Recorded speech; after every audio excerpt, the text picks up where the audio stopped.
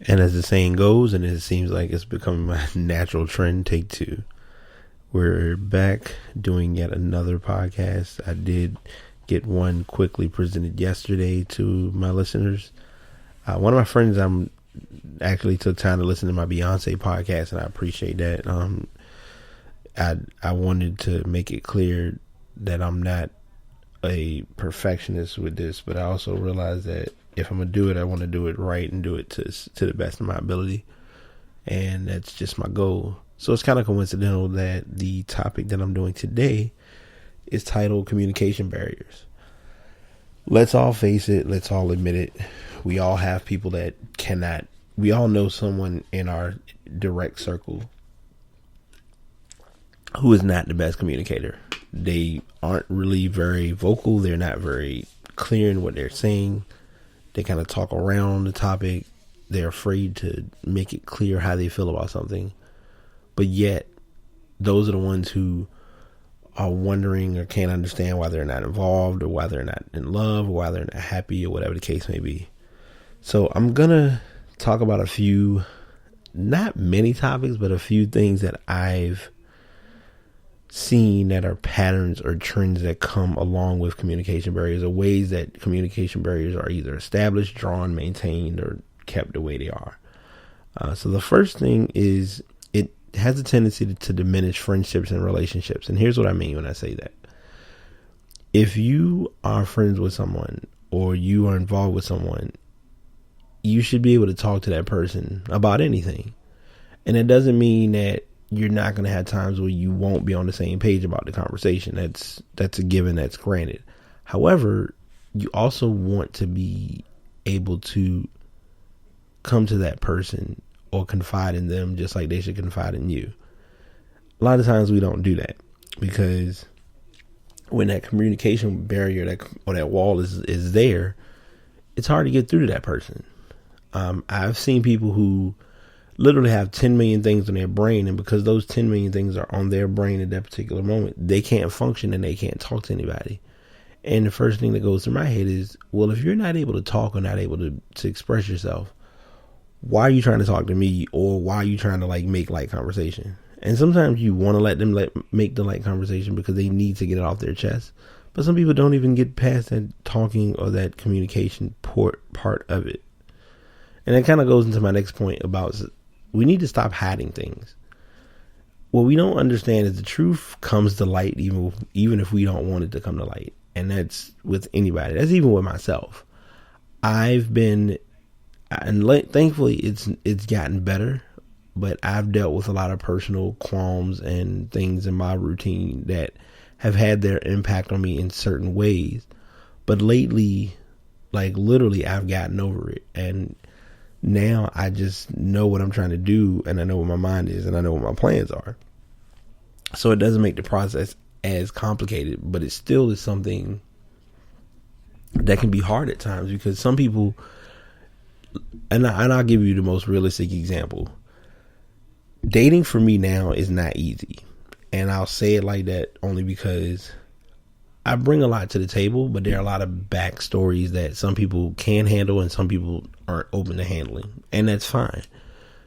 It's one of those things, just like we want to, others want us to take them as they are, but they don't want to take others for who they are. And sometimes that confuses me and it amazes me all at one time, because it's almost like you're trying to give somebody a chance to be fair, but you're not being fair. And I don't understand it. And honestly, I never will. But the point I'm making behind saying that is, we have to learn how to understand that no one is perfect. And this kind of brings up a very funny yet true story, and I'm going to kind of chip at it while I can. And that is, Steve Harvey did this test. And sometimes the best test of the test we didn't study for, where he took these two girls who happened to be twins and had them go on a blind date. Each of them went on a blind date with two individuals, two men. And both of the men came in being themselves, but they were placed in makeup to look like someone who, quote unquote, isn't attractive. what we do sometimes is we go by what we see and we ignore the substance. Sometimes the wrong substance is what helps us or sometimes harms us. And what basically happened was they went on a date and the two girls literally were turned off, and it was like they shut down about being interested or in getting to know these two guys. Well, it turned out one of them was a former football player and he's a successful businessman. And the other guy works for an IT, he's a principal of an IT law firm or IT company, whatever the case may be. Point is, they both had good jobs and they weren't in makeup. And then they looked at him and they were like, oh, we missed out on the guys that actually had something going for themselves. And that's because they built a communication barrier and they stopped. They didn't stop to just think about what the person did or did not bring to the table. And we sometimes are guilty of doing that and not knowing how much it can affect who we come across or who we see or who we get to know or whatever the case may be. Next topic. Make it clear where you stand. We, as individuals, and this is literally involving myself, for some reason we don't want anyone to know how we feel about something. It's almost as though we're afraid we're going to hurt the other person's feelings. We don't want to step on anybody's toes. We're trying to keep the peace. We don't want any friction, want any tension, all of that. And that's, hey, that's human. That's how some of us are just naturally that way in general. Sometimes that can be bad. And the reason I say that it can be bad is because by putting on a front of presenting something to be what it's far from, all you're doing is just making it more complicated in the long haul. Whereas it's better for you to just be upfront and say, look, we just ain't working out. And that's even a skill or a challenge that I learn to work on and deal with daily, because it's not the most enjoyable thing to go through. But it's something that you have to do when talking to somebody. And I'm not even saying talking to somebody on a relationship status, just even as a friend. Like, if your friend is doing something that is right or isn't right, sorry, my OCD is like killing me right now. But if your friend is doing something that isn't right and you don't like it, tell them. The worst that they can do is get mad. And I literally went through this a few days ago and I'm not putting anything in major presentation because that's not me and I don't work like that. But discussions were made, questions were asked, and my opinion was asked. And I gave my honest assessment. Sometimes you may or may not like the result of the answer, but it's also good to find out from, to get a random source or to get a random outside ear to kind of look at it and say, okay, you know what, I didn't think of it like that. And when you get that, it makes you understand the situation even better, or understand things around you a little better. And that's what makes life interesting. Like, I've had it done to me.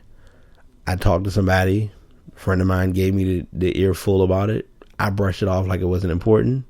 We're still friends to this day, and part of it was because it took me having to get pride out of my face and realize, like, you know what, you're right.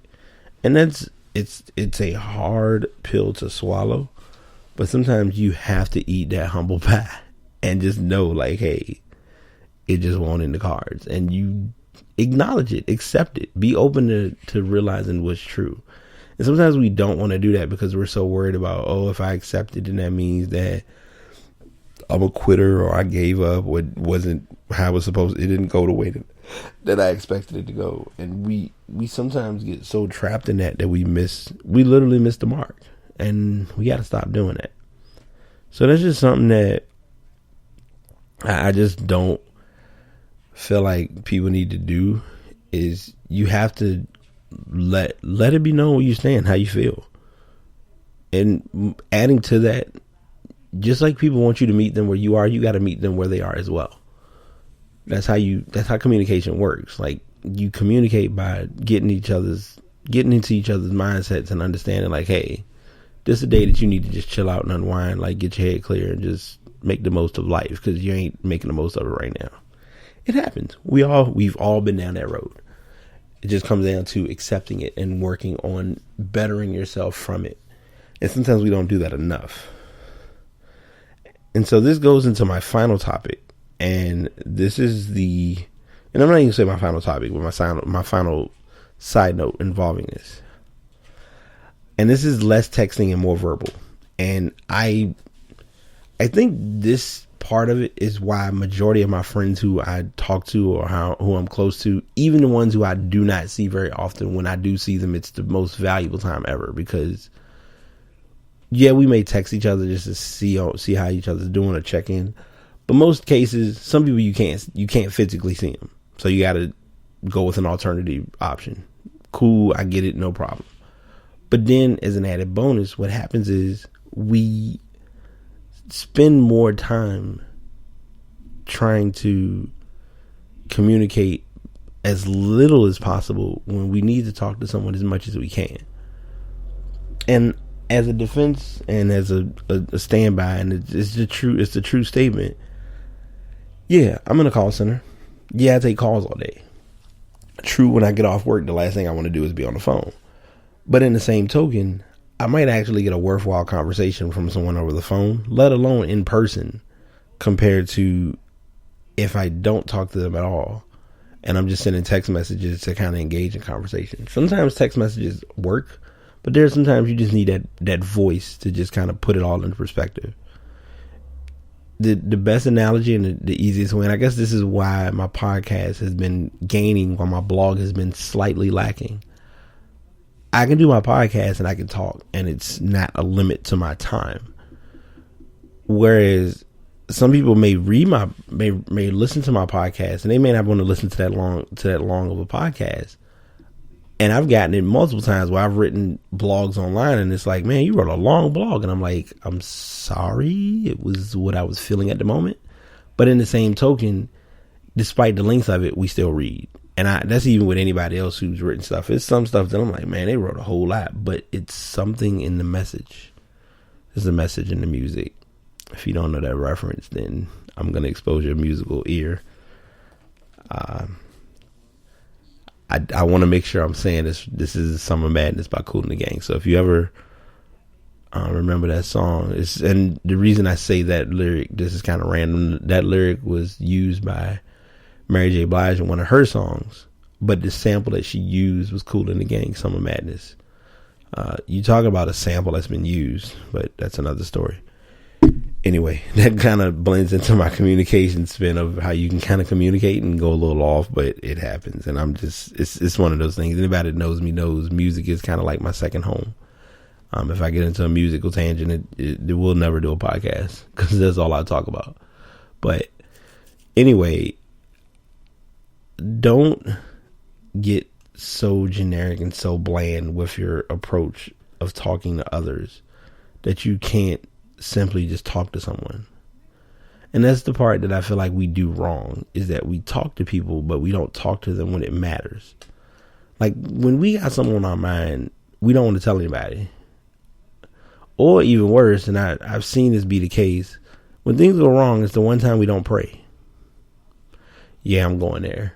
Don't care, because it's my podcast and I can do what I want. Honestly, we lose faith, we lose sight, we lose focus. Taking that time to just be thankful and be blessed and ask for forgiveness and ask to work on things to better ourselves, we don't do that. And then we're wondering why things around us aren't changing, because we aren't changing. Yeah, that's how that works. You have to make the change to enjoy the change. And by placing communication barriers in your life, you're just maintaining it. You're establishing that you don't want to create the change. You avoid the change. Avoiding change is what keeps people complacent and stuck in ruts and not able to open their minds and their eyes to what's going on around them, because they're so afraid if, God forbid, they actually are trying to do something that just is unrealistic. So I leave you all with that message, but I also want those who are listening, who have been listening, to just understand that if you want something to come out of something, you got to put something into it.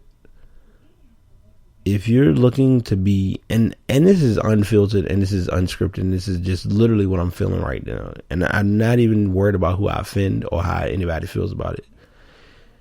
If you feel like a relationship is going to grow and build from sending text messages back and forth, time for you to stop dating. Just stop. Like, seriously, stop right now. Stop and enjoy time with yourself. Send messages to yourself. Write yourself letters. Write text messages to yourself. Write emails to yourself. How many emails and how many text messages will it take for you to realize that if you don't actually do something with someone or actually communicate verbally with someone, that it makes the process that much harder? I'm going to leave you all with that note. And I really thank those who have been listening to this podcast, listening to any of my podcasts. Thank you all from the bottom of my heart. I really mean it. I know I always get into these little emotional, mushy moments at the end of each podcast, but I mean it. I really do stand behind what I say. I love doing this. I've enjoyed doing this. I've taken feedback. I've taken criticism, suggestions, recommendations from everywhere. And with this, it's no exception. So I'm going to go ahead and post this. Once it's posted, I will be posting links, sharing, exposing, exploiting, whatever. And just continue to be better than the average. Don't get stuck on being in this place of comfort and you're not willing to break away from the comfort. It's like my filter looks weird because it's red, but it's got all these little stuff on it. Don't judge me. So yeah, that's my advice and my words of encouragement to everyone. Don't sit and expect change and you're not changing. Because by not changing and doing the same thing over and over, we hear the term, but now it took me a while to really get it. And I think after what I went through recently, it's when it hit. Insanity is a beast. It can cause you to do stuff that you just shouldn't be doing. And I can relate. So until next time, this is BT signing out. Y'all take it easy. Blood, sweat, and tears. Peace.